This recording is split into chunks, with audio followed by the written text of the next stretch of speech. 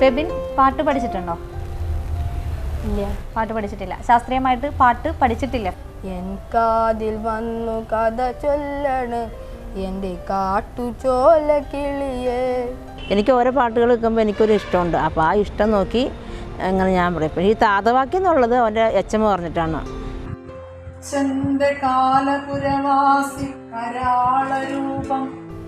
സ്വപ്നത്തിൽ രാത്രിയുടെ വാതിൽ തുറന്നു വന്നു.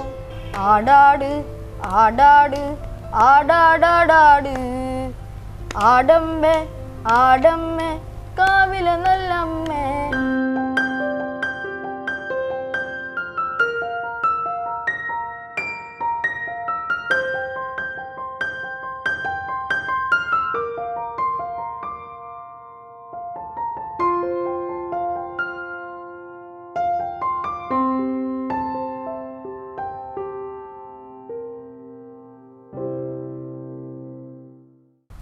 നമസ്കാരം. ഗ്രാമവിശേഷങ്ങളുടെ പ്രതിഭകൾ എന്ന പ്രോഗ്രാമിലേക്ക് ഏവർക്കും സ്വാഗതം. ഞാൻ സരിക ബാബുരാജ്. തൃശൂർ ഈസ്റ്റ് സബ് ജില്ലാ കലോത്സവത്തിൽ തീപ്പൊരിയായി മാറിയ ഫെബിൻ മനോജിനെ കുറിച്ച് പറയാനാണ് ഇന്ന് ഞങ്ങളിവിടെ എത്തിയിരിക്കുന്നത്. ഇതാണ് Febin Manoj. Thrissur government model higher secondary സ്കൂളിൽ 7ാം ക്ലാസ് വിദ്യാർത്ഥിയാണ് ഫെബിൻ മനോജ്. തൃശൂർ ഈസ്റ്റ് സബ് ജില്ലാ കലോത്സവത്തിൽ കവിതാലാപനത്തിൽ എ ഗ്രേഡോട് കൂടിയാണ് ഫെബിൻ മനോജ് വിജയിയായത്. കവിതാലാപനത്തിൽ പങ്കെടുക്കാൻ കഴിയുമോ എന്ന് പോലും അറിയാത്തൊരവസ്ഥയായിരുന്നു ഫെബിൻ്റേത്.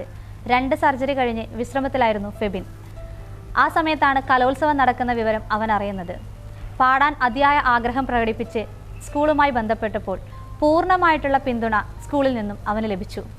അവരുടെ അനുവാദത്തോടും പൂർണ്ണ അനുഗ്രഹത്തോടും കൂടി അവൻ ആ മത്സരത്തിൽ പങ്കെടുത്തു. എ ഗ്രേഡോട് കൂടിയാണ് ഫെബിൻ മനോജ് കവിതാലാപനത്തിൽ വിജയിയായി മാറിയത്. ഫെബിൻ നമസ്കാരം. എന്തായിരുന്നു കലോത്സവ സമയത്ത് ഫെബിൻ്റെ ആരോഗ്യ പ്രശ്നം? അപ്പൻഡിക്സ് വന്നിട്ട് ഓപ്പറേഷൻ കഴിഞ്ഞിരിക്കാൻ. എന്തായിരുന്നു 2ാമത് ഓപ്പറേഷൻ നടത്തിയിരുന്നത്? അത് കുടൽ മടങ്ങിപ്പോയിട്ട് അപ്പൻഡിക്സിൻ്റെ ഓപ്പറേഷൻ ചെയ്ത് കഴിഞ്ഞപ്പോൾ മടങ്ങിപ്പോയി. അത് 2ാമത് സർജറി ചെയ്യേണ്ടി വന്നു. ആ സമയത്ത് പങ്കെടുക്കാൻ പറ്റില്ല എന്നായിരുന്നു വിചാരിച്ചത്. എന്നിട്ട് ആരോടാണ് അനുവാദം ചോദിക്കാൻ ചെന്നത്? ടീച്ചർമാരോട്. ടീച്ചർമാർ എന്ത് പറഞ്ഞു? പൊക്കോളാൻ പറഞ്ഞു. പൂർണ്ണമായിട്ടുള്ള പിന്തുണ സ്കൂളിൻ്റെ ഭാഗത്തു നിന്നുണ്ടായി അല്ലേ? അങ്ങനെയാണ് ഫെബിൻ മത്സരത്തിൽ പങ്കെടുത്തത്. എന്നിട്ട് എ ഗ്രേഡ് അവൻ മേടിച്ചു. ആരോഗ്യാവസ്ഥ വളരെ മോശമായിരുന്നു. കവിത ചൊല്ലിയത് തന്നെ കസേരയിൽ ഇരുന്നു കൊണ്ടാണ് അവൻ കവിത ചൊല്ലിയിട്ടുണ്ടായിരുന്നത്. എന്നിട്ടും അവൻ എ ഗ്രേഡോട് കൂടിയാണ് മത്സരത്തിൽ വിജയിച്ചത്. ഫെബിൻ ഏത് കവിതയാ കലോത്സവത്തിൽ പാടിയത്? ബാലചന്ദ്ര ചുള്ളിക്കാടിൻ്റെ താതവാക്യം.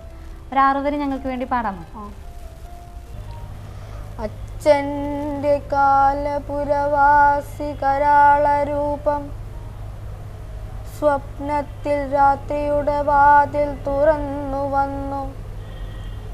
മൊട്ടം വടിച്ചു മുടലാകെ മലം പുരണ്ടും വട്ടച്ച കണ്ണുകളിൽ നിന്നു നിണം ചുരന്നും ബോധങ്ങളൊക്കെയൊരബോധ തപസ്സമുദ്രം ബാധിച്ചു മുങ്ങി മറയും പടിതാതഭൂതം പ്രേതപ്പെരുമ്പറ നടുങ്ങി മുഴങ്ങുമന്ദനാദത്തിൽ എന്നൊടുര ചെയ്തു ദുരന്തവാക്യം. ആയുസ്സു തീർന്ന സമയത്തൊരു തുള്ളി വെള്ളം വായിൽ പകർന്നു തരുവാനുതകാതെ പോയ നീയാണു മൂത്ത മകനെന്നതുകൊണ്ടു മാത്രം തീയാണെനിക്കു ഭുവന സ്മരണാവശിഷ്ടം. നിന്നമ്മ തന്നണുവിൽ ഞാൻ കലരുന്ന നേരം മന്നാദിയാമകില ഭൂതവുമാർത്തിരമ്പി ഒന്നായി ഞങ്ങളൊരു മാത്രം നിറഞ്ഞ നേരിൽ നിന്നാണ് നിന്നുരുവമെന്ന് മറന്നു പോയി നീ. സാനന്ദമമ്മ കരുണാമയി നിന്റെ നാവിൽ തേനും വയമ്പും ഒരു നാളിലരച്ചു തേച്ചും മാനക്ഷയത്തിനരികാച്ചി നിനക്കു നൽകാം ഞാൻ എൻ്റെ ജീവിത വിശാന്ത കഥാകഷായം. ഇതുപോലെ തന്നെ ഏറ്റവും മനോഹരമായി തന്നെയായിരുന്നു ഫെബിൻ കലോത്സവത്തിലും പങ്കെടുത്തത്. അതുകൊണ്ട് തന്നെയാണ് അവന് എ ഗ്രേഡോട് കൂടി വിജയിയാവാനും സാധിച്ചത്.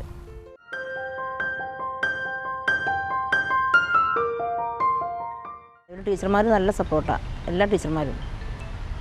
അവരും കൂടെ ഉള്ളതുകൊണ്ടാണ് ഇവനിപ്പോൾ എല്ലായിടത്തും പോകാനും എന്തിനും പോകാനുള്ളൊരിത് പ്രചോദനം തന്നെ കിട്ടുന്നത്.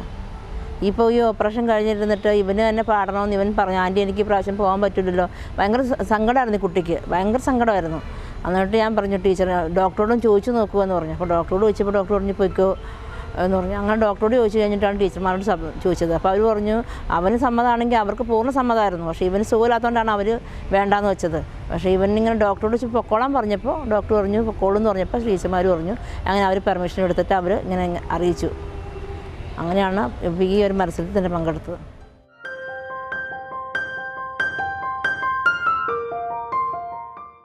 ഫെബിൻ സ്കൂളിൽ നിന്ന് പാടാൻ ആരാണ് പ്രോത്സാഹനം നൽകുന്നത്? HM സംഗീത ടീച്ചർ ഉണ്ടായിരുന്നു, പിന്നെ ബിന്ദു ടീച്ചർ ഉണ്ടായിരുന്നു, Girija teacher, Shiny teacher, Shanni teacher, അങ്ങനെ കുറേ ടീച്ചർമാരുണ്ടായിരുന്നു. എല്ലാ ടീച്ചേഴ്സും ഉണ്ടായിരുന്നു അല്ലേ ഫെബിൻ്റെ കൂടെ തന്നെ? അത് തന്നെയാണ് ഫെബിനെ വിജയത്തിലേക്ക് എത്തിച്ചതും.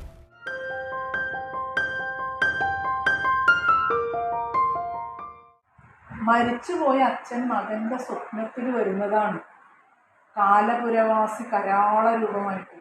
കാലപുരവാസി കരാളെന്ന് വെച്ചാൽ കാലനാണ്, മനസ്സിലായോ? കാലൻ്റെ വേഷത്തിൽ അച്ഛൻ സ്വപ്നത്തിൽ വന്നിട്ട് മോനെ ചീത്ത പറയുന്നതാണ്. അപ്പോൾ അച്ഛൻ്റെ കാലപുരവാസി എന്ന് പറഞ്ഞാൽ ശരിയാവുമോ? പറ്റുമോ? അപ്പം മകൻ ഇങ്ങനെ ഉറക്കത്തെ സ്വപ്നം കാണുകയാണ്. എന്താണ്? അച്ഛൻ്റെ കാലപുരവാസി കരാള രൂപം, അച്ഛൻ്റെ കാലപുരവാസി കരാള രൂപം.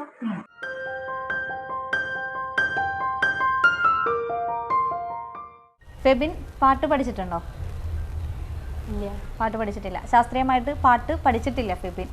പിന്നെ ആരാണ് പാടാൻ പ്രോത്സാഹിപ്പിക്കാറ് വീട്ടിൽ?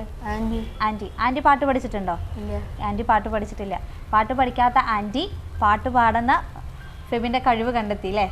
എന്നിട്ട് ആൻറ്റിയാണ് അവനെ പാട്ട് പാടാൻ പഠിപ്പിക്കുന്നത്. ഫെബിൻ്റെ നാടൻ പാട്ടൊക്കെ പാടുന്ന കേട്ടിട്ടല്ലോ ഞാൻ. പാടാറുണ്ടോ? കലാഭവൻ മണിയുടെ പാട്ടുകളൊക്കെ ഇഷ്ടമാണെന്ന് കേട്ടു. ആണല്ലേ? അപ്പോൾ ഒരു നാടൻ പാട്ട് നമുക്ക് വേണ്ടി പ്രേക്ഷകർക്ക് വേണ്ടി ഒന്ന് പാടി. ആടാട് ആടാട് ആടാടാടാട്, ആടമ്മേ ആടമ്മേ കാവിലെ നല്ലമ്മേ, ആടിക്കളിക്കുമ്പോഴേ അമ്മ വാർമുടി കെട്ടുമ്പോഴേ, ആടിക്കളിക്കുമ്പോഴേ വാർമുടി കെട്ടുമ്പോഴേ, അമ്മ ചോടുന്നു വയ്ക്കുമ്പോഴേ താളം പിടിക്കണട്ടാ, അമ്മ പൊൻവലങ്കാലിനാലേ താളം പിടിക്കണട്ടാ. ആടാട് ആടാട് ആടാടാടാട്, ആടമ്മേ ആടമ്മേ കാവിലെ നല്ലമ്മേ, കരിയൊത്തൊരു മെയ്യഴക് കരിനീലമിഴിയഴക്, കരിയൊത്തൊരു മെയ്യഴക് നീലമിഴിയഴക്, നല്ല മാൻവിഴി ചേലിനാലേ കണ്ണാരം ചേർത്തനട്ടാ, അമ്മ തങ്കത്തിൻ ചേലിനാലേ കാവ് തെളിയണട്ടാ. ആടാട് ആടാട് ആടാടാടാട്, ആടമ്മേ ആടമ്മേ കാവിലെ നല്ലമ്മേ.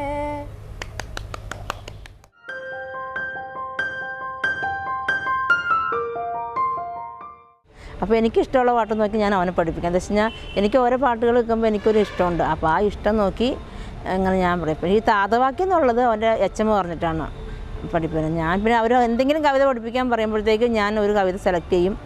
ഏതെങ്കിലും ഒരു കവിത എടുത്ത് സെലക്ട് ചെയ്തിട്ട് ഞാൻ പഠിപ്പിക്കും.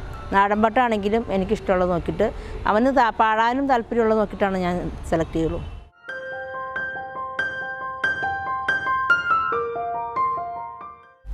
ഫെബിൻ കലാപരമായിട്ട് മറ്റെന്തെങ്കിലും പഠിക്കുന്നുണ്ടോ? ഏതൊക്കെയാണ് പഠിക്കുന്നത്? ഗിറ്റാർ, തബല, വയലിനൊക്കെ പഠിക്കുന്നുണ്ട്. എവിടെ വെച്ചാണ് പഠിക്കുന്നത്? ബാലഭവനിൽ, തൃശ്ശൂർ ബാലഭവനിൽ. ഫെബിനെ നാടൻപാട്ടും കവിതയും അല്ലാതെ സിനിമാ ഗാനങ്ങളൊക്കെ പാടാറുണ്ടോ? ഫെബിനെ ഇഷ്ടപ്പെട്ട സിനിമാ ഗാനം ഏതാണ്? ഒരു കാറ്റ് മൂളണം. ഒരു കാറ്റ് മൂളണം. പാട്ടൊന്ന് മൂളിയേ ഞങ്ങൾക്ക് വേണ്ടിയിട്ട്. ഒരു കാറ്റു മൂളണ്, ഒരു പാട്ടിൻ നീണം കേൾക്കണ്, എൻ കാതിൽ വന്നു കഥ ചൊല്ലണ്, എൻ്റെ കാട്ടുചോല കിളിയേ. കനവാകും കടൽ നീന്തി കര കാണാതൊരു നാളും മഴമുകിലായി ഞാൻ പാടാം എൻ്റെ ഓലഞ്ഞാലിക്കിളിയേ. ഒരു കാറ്റുമൂളണ് ഒരു പാട്ടിൻ നീണം കേൾക്കണ് എൻ കാതിൽ വന്നു കഥ ചൊല്ലണ് എൻ്റെ കാട്ടുചോല കിളിയേ. നിണമൊഴുകിയതൊരു ദിനമല്ലേ നിറവയലൊഴിഞ്ഞതു വനമേ. പതറിയ ചില ചുവടിനു പോലും കരളുരുകിയ കഥയറിയാം.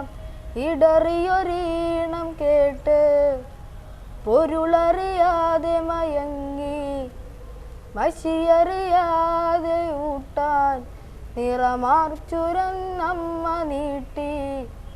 തിരിമുറിയാതെ അലയിടറാതെ ഇനിയും ഞാൻ പാടാം, ഇനിയും ഞാൻ പാടാം.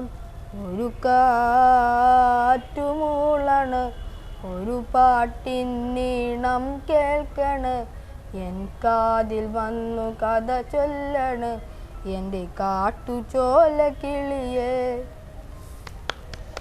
ഫെബിൻ്റെ പാട്ടിനോട് ഇനി ഒന്നും പറയാനില്ല. പാട്ട് പഠിക്കാതെയാണ് ഫെബിൻ ഇത്രയും നന്നായിട്ട് പാടുന്നത്. ദൈവം അനുഗ്രഹിച്ചു വിട്ട കലാകാരൻ തന്നെയാണ് ഫെബിൻ മനോജ്.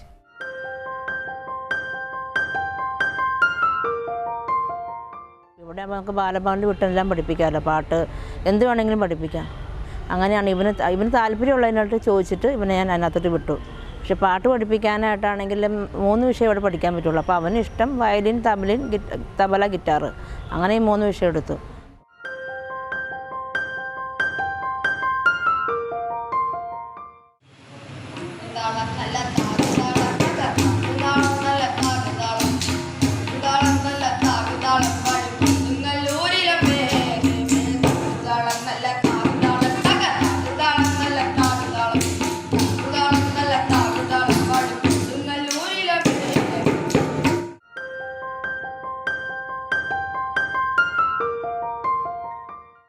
ഫെബിൻ്റെ ആരോഗ്യം ഇനിയും പൂർവ്വസ്ഥിതിയിലായിട്ടില്ല.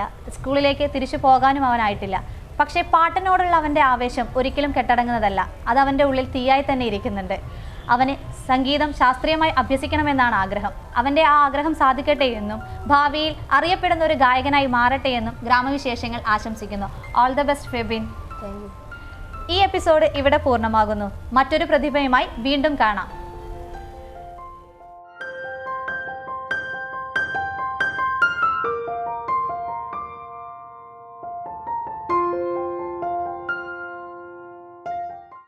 വെട്ടുമ്പോഴേ ഇടി വെട്ടിക്കൊണ്ടിരിക്കണം. മഴ പെയ്യുന്നുണ്ട്, ഇടിയൊക്കെ വെട്ടുന്നുണ്ട്. നിങ്ങൾ സൗണ്ട് കേൾക്കുന്നുണ്ടായിരിക്കും. അപ്പോഴാണ് ഈ പാട്ട് ബാനർജിയുടെ പാട്ട് പാടി. ആ പാട്ടിൻ്റെ ഒരു 4 വരി നമുക്കൊന്ന് പാടിയല്ലോ. പിന്നെ മഴ പെയ്യുമ്പോഴേ നമ്മുടെ കുഞ്ഞുങ്ങൾ എങ്ങനടി, ഇടി വെട്ടുമ്പോഴേ നമ്മുടെ കുഞ്ഞുങ്ങൾ എങ്ങനടി.